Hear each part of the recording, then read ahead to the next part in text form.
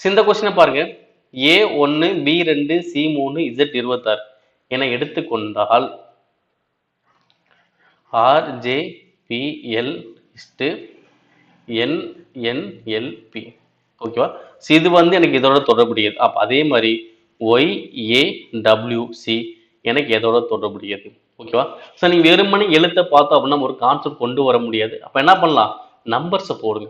ஓகேவா? ஆறுன்னு எவ்வளவு பார்த்தீங்கன்னா 18 10 16 12.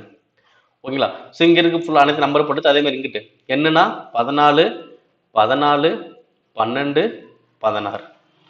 ஓகே, இப்ப பாருங்க. ஃபர்ஸ்ட் 18 இங்க 14. இப்ப இங்க என்ன இருக்கு? -4 ஆயிருக்கு. ஓகே, அடுத்து இங்க 10 இங்க 14. இங்க என்ன இருக்கு? +4 ஆயிருக்கு. அடுத்து இங்க 16 இங்க எவ்வளவு இருக்கு? 12. இங்க என்ன இருக்கு? -4. அடுத்து இங்க 12 இங்க எவ்வளவு இருக்கு? 16. அப்ப என்ன இருக்கு? +4. ஓகே, அப்ப என்னது? ஃபர்ஸ்ட் -4 +4 -4 +4. ஓகேங்களா? அதே மாதிரி இங்க நான் எழுத போறோம். ஒய்ன்னு எனக்கு எவ்வளவு வரும்? 25. ஏனா 1, டபிள்யூனா 23, சீனா 3.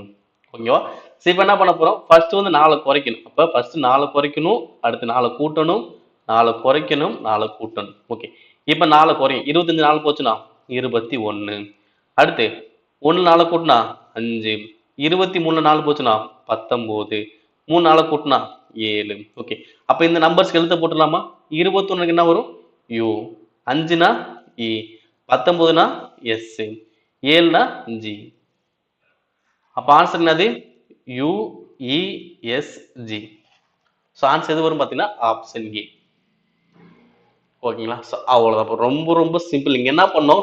நான் வெறுமனே எழுத்தை பார்த்து நீ ஏபிசிடி உட்காந்து எழுதிட்டு இருந்தேன்னா தேவையான நிறைய கன்ஃபியூஷன் ஆயிருப்பேன். பட் நீங்க எதுவுமே பண்ணலான்னு ஸோ ஒவ்வொன்றுக்குமே ஃபர்ஸ்ட் எழுத்தை போட்டேன். ஸோ எழுத்து போடும்போது நம்பரை போட்டேன்.